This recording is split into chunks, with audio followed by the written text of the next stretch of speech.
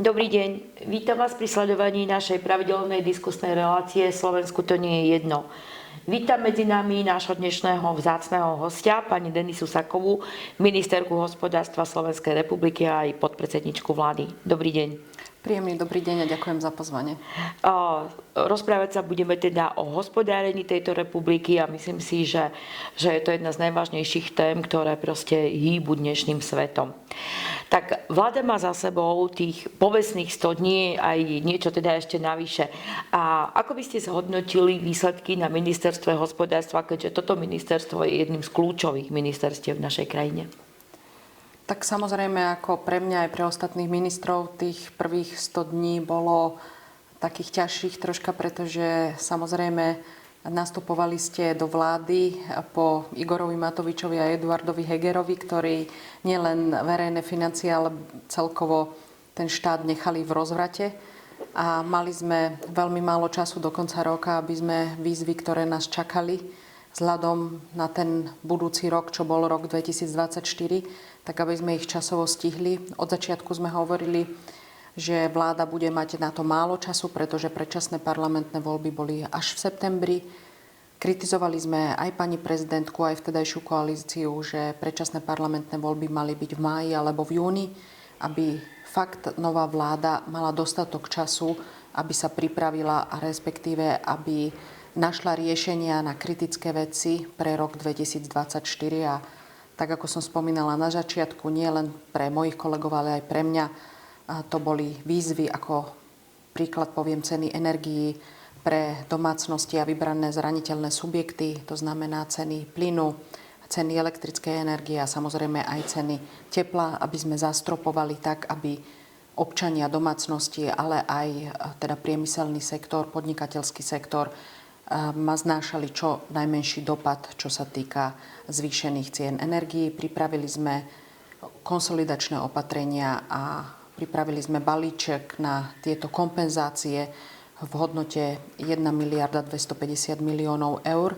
na rok 2024, aby sme, ako som spomínala, ceny elektrickej energie aj plynu zastropovali pre domácnosti vybraných zraniteľných. No a samozrejme sme zastropovali, aby nám nerastli distribučné poplatky aj pri elektrickej energii a plynu, aj pre podnikateľský sektor.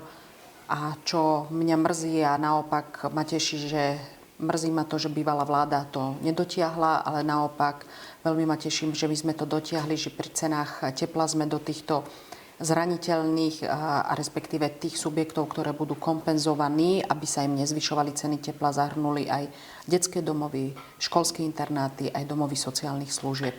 No práve pri týchto cenách energií by sme sa mohli trošku ako pristaviť, pretože tieto ceny energií na jednej strane to ako každý kvituje, že teda zostali na tej pôvodnej výške a pre domácnosti to nebol nejaký taký veľký šok, ale na druhej strane stále počúvame také tie, že ale nebude to zadarmo a zaplatia si to všetci. Budete tieto ceny energií regulovať, alebo teda je to v pláne, že sa budú nejak regulovať, že budú tak adresnejšie? No, len vás troška poupravím. Oni regulované sú. Regulované sú, ale ako adresne hovoríte vy, áno, že tá pomoc by mala byť skôr adresná a za to sme aj boli kritizovaní zo strany opozície. Ale znova zopakujem, predčasné parlamentné voľby mali byť v júni alebo v máji. Mali by sme oveľa viac času na to, aby sme našli ten koncept adresnej pomoci, čo sa týka zvýšenia cien energií.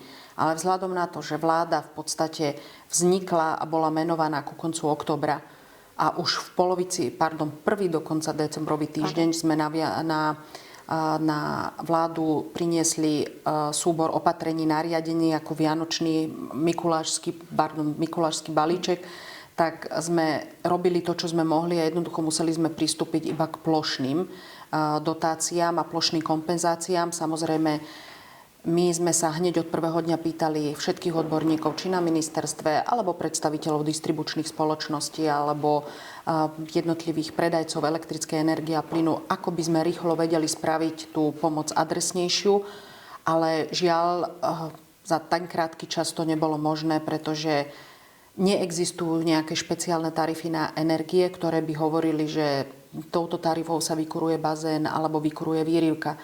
A podľa objemu spotrebovanej energie vy neviete dnes rozlišiť, že či ide o bungalov s bazénom, alebo ide o trojgeneračný dom na Orave, kde 3 generácie žijú v tom dome a jednoducho nevedeli ste presne na základe ani spotreby tej energie, či už plynu alebo elektrickej energie, vyselektovať, že je to tí, ktorí využívajú tú energiu aj na to, čo úplne k nejakému normálnemu štandardu života nepatrí a je to skôr nadštandard.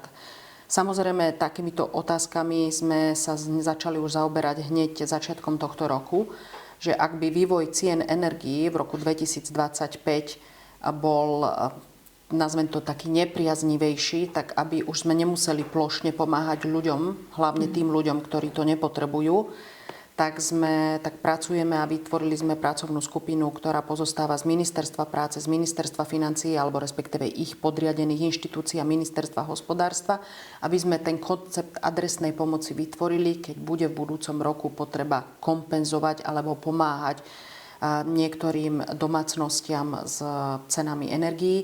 Ale našťastie zatiaľ ten trend, čo sa týka cenového vývoja, hovorí o tom, že ceny postupne klesajú, aj ceny plynu, aj ceny elektrickej energie a pomaly atakujú a približujú sa k úrovni cien, ktoré tu boli ešte pred energetickou krízou. Takže pevne veríme, že trh sa dostane znova do normálu, do takého stabilného, ako bol pred energokrízou a že tie dotácie a kompenzácie nebudú potrebné.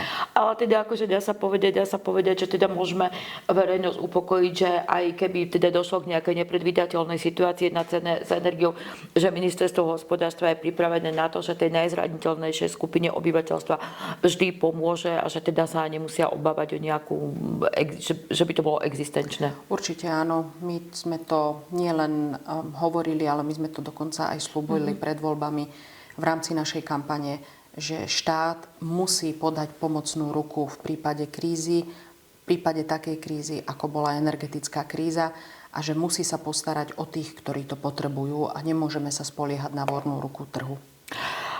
Toto je ako jedna záležitosť, čo sa týka energie, tie sa týkajú samozrejme ako nás všetkých, ale ministerstvo hospodárstva má na starosti aj priemysel a to také tie naše najväčšie podniky, ktoré sú doslova kľúčové pre prechod ako našej republiky. Jednou z nich sú Košické železiarne, ktoré sa ocitli vo veľmi také nepriaznivej situácii. Viem, že kvôli tomuto ste rokovali aj v Tokiu o záchrane týchto košických železiarní. O čo konkrétne išlo, s akými výsledkami a teda čo možno očakávať od tohto rokovania, od výsledkov tohto vášho rokovania? Tak celá skupina US Steel bola oznámená kúpa US Steelu zo strany Nippon Steel, to znamená japonskej spoločnosti. A vlastne do tejto skupiny patria aj železiarne Košice. A preto sme aj s pánom ministrom životného prostredia sa rozhodli navštíviť nového potenciálneho majiteľa US Steelu, kde sme prerokovávali jednotlivé podmienky, ako si predstavujú po uzatvorení kontraktu, ktorý sa má uzatvoriť predbežne na jeseň tohto roku, ako si predstavujú naloženie a budúcnosť hlavne teda US Steelu Košice, košických železiarní, pretože ide o najvýznamnejší podnikateľský subjekt v rámci východného Slovenska. A keďže veľmi veľa tých regiónoch, ktoré sú nízko rozvinuté, sa hlavne nachádza na východe Slovenska, tak vláda tomuto musí obzvlášť venovať veľkú pozornosť. Košické železiarne nám zamestnávajú približne tých 8 000 zamestnancov, čo je veľmi veľké číslo a to hovoríme len priamo o zamestnancoch. Do toho, keď narátame iné sekundárne dodávateľské firmy, tak samozrejme to vystúpa na oveľa väčšie čísla. A chceme teda vedieť a chceme uistiť aj východ Slovenska a vlastne aj celé Slovensko, že záujem máme na tom, aby košické železiarne boli zase stabilným prvkom nášho hospodárstva a preto sme sa bavili aj s japonskou spoločnosťou, kde a ako vidí budúcnosť košických železiarní. A druhá vec, ktorú sme preberali, bola s ohľadom na to, že Slovensko má plniť nejaké ciele dekarbonizácie. A na to bolo približne pre košické železiarne vyčlenených 600 miliónov eur.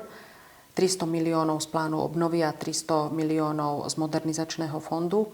No a hlavne tých prvých 300 miliónov z plánu obnovy sa musí investovať do konca roka 2026. To navrhla ešte bývalá vláda a keďže nechceme prísť o tieto peniaze a zároveň chceme aj splniť nejaké dekarbonizačné ciele, čo sme sa zaviazali, tak to bolo ďalšie portfólio otázok, ktoré sme jednali s japonskou firmou Nippon Steel.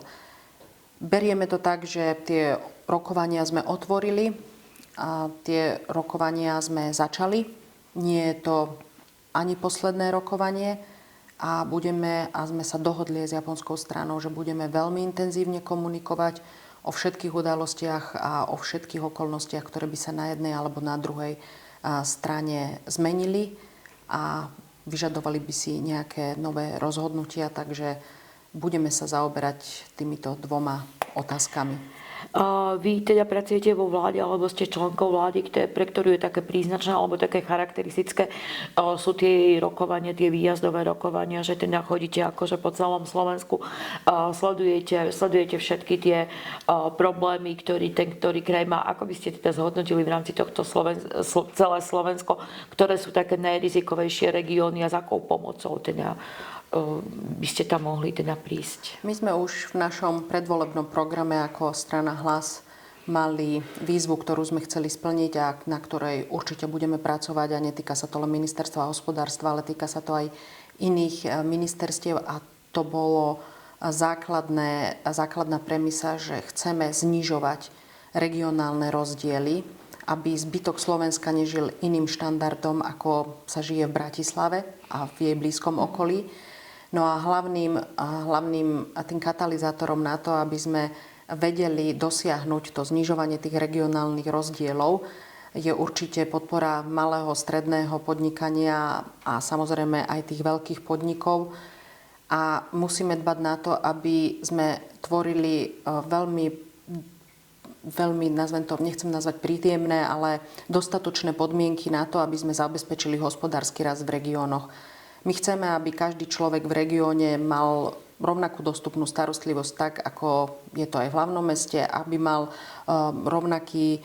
rovnaké podmienky na dožitie, na dôchodok v každom regióne Slovenska, aby dostal takú istú kvalitu vzdelania, ako dostanete v hlavnom meste. No a jednoducho na to, aby sme to zabezpečili, aj dostatok pracovných miest, musíme vynaložiť maximálne úsilie, aby sme zvyšovali ten ekonomický rast v každej časti regiónu.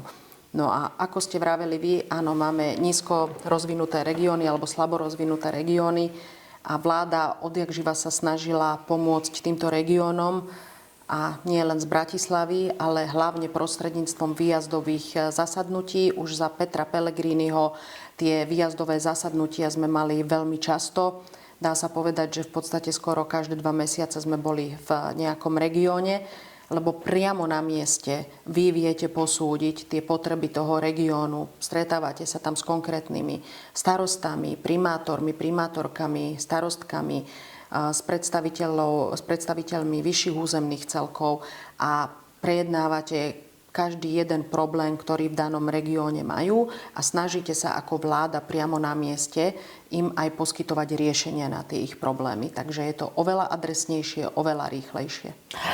Pri tomto mi nedá, aby som sa neopýtala takú jednu otázku, lebo viem, že keď sme sa tuto v lete rozprávali, vy ste chodili s tým pelotónom po tom celom Slovensku, stretávali ste sa s ľuďmi, boli to také tie bezprostredné stretnutia. Stretávate sa s nimi na tých výjazdových rokovaniach aj teraz. Zmenila sa nejaká, alebo vy sledujete nejakú tú zmenu nálady tých obyvateľov, alebo proste pociťujete stále takú tú dôvernú atmosféru, takú, že ľudia tomu dôverujú? Priznám sa, že pre mňa tie stretnutia s ľuďmi priamo v regiónoch vždy sú určitým zdrojom energie. Tí ľudia v regiónoch sú veľmi vďační za to, že či prídete ako opozičný politik, ktorý sa nehambíte tam prísť, alebo prídete ako vládny politik, ktorý tiež nemáte obavy tam prísť, pretože viete, že prinášate riešenia a tí ľudia to cítia, tak vás to dobíja tou energiou, že to, čo robíte pre ľudí, sa skutočne stretáva aj s tou príjemnou spätnou väzbou, že tí ľudia sú vďační, že sa o ich životy niekto zaujíma. No, že je tu vlastne taký ten katalizátor a dá sa teda, alebo súhlasili by ste s tým tvrdením, že je to teda taká tá výzva, že pokračovať ďalej, že teda je to... Určite áno, ako som povedala, my sme to mali už v našej kampani, my sme to mali v predvolebnom programe, že jednoducho my sa chceme starať o regióny a že budeme ponúkať pomocnú ruku regiónom, aby sa na celom Slovensku žilo tak, ako sa žije v hlavnom meste. My sme tu prebrali také veľmi dôležité témy, ktoré vlastne hýbu na celou našou ekonomikou a to sú teda energie, to sú tie východoslovenské železiarne. Pristavme sa ešte pri jednej takej téme, ktorá sa možno, že môže zdať niekomu aj taká menej významná, ale pravda je niekde úplne inde, pretože ide o kúpele Sliač, ktoré chátrajú už, dovolím si povedať, 20 alebo 30 rokov. A viem, že zaznela taká informácia, že aj ministerstvo hospodárstva by sa chcelo podieľať, alebo teda mieni sa podieľať na tejto záchrane skutočne unikátu v rámci našej republiky. Pekne ste to nazvali, pretože osobne som navštívila kúpele Sliač a áno, môžeme to my považovať za náš unikát a poklad v rámci slovenského kúpeľníctva. Tie kúpele Sliač aj mňa očarili jednak tým prostredím, kde sú usadené a kde jednoducho tie kúpele Sliač v podstate existovali už za nejak prvej existencie Československa a neskôr sa ich história rozvíjala. A my budeme mať záujem na to, aby kúpele Sliač prosperovali do budúcnosti, aby sme našli dostatok finančných zdrojov, aby sme zrekonštruovali to, čo je potrebné zrekonštruovať a aby sme ľuďom nielen teda z blízkeho okolia, ale aj z celého Slovenska poskytli kúpeľníctvo a úroveň kúpeľníctva na úrovni zodpovedajúcom 21. storočiu. A ako som už naznačila, budeme sa hlavne snažiť, aby sme zdroje získali z eurofondov, kde dúfam po našej veľmi profesionálnej spolupráci aj s pánom ministrom Rašim a túto alokáciu nájdeme a budeme sa snažiť prostredníctvom takejto finančnej injekcie tie kúpele Sliač dať na tú úroveň, akú tie kúpele mali ešte v histórii samostatného Československa.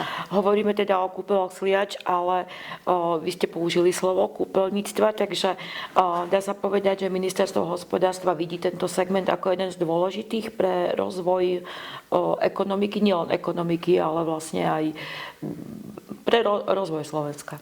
Slovensko je veľmi bohaté, čo sa týka termálnych vôd a samozrejme keď ešte sú tie termálne vody, že sa používajú na kúpeľníctvo, že v podstate na liečebné účely, tak prečo túto výhodu, ktorú nám naše geografické usporiadanie alebo geografická pozícia dáva ako Slovensku, prečo ju nevyužiť na našu prednosť.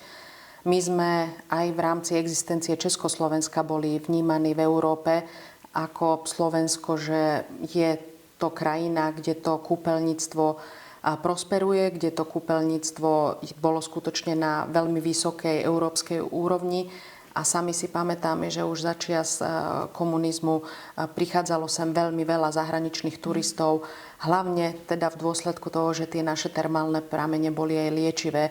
Tak prečo túto výhodu nevyužiť a nerozvíjať jednak cestovný ruch a teda kúpeľníctvo aj v budúcnosti a klásť na to obrovský dôraz. A vy vidíte, že to východisko z tých, že by sa to dalo prefinancovať cez tie eurofondy?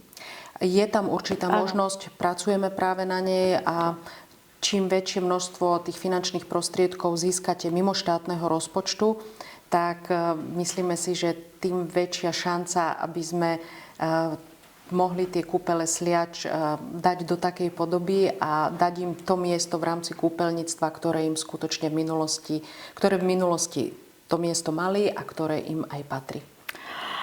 Tak ja by som vám v tejto chvíli akože poďakovala. Je to veľmi také pozitívne posolstvo, čo sa týka nielen kúpeľníctva, ale aj cestovného ruchu, ako pre rozvoj cestovného ruchu. Takže ja by som vám poďakovala za vašu návštevu a vám ďakujem za pozornosť. Ďakujem veľmi pekne za pozvanie.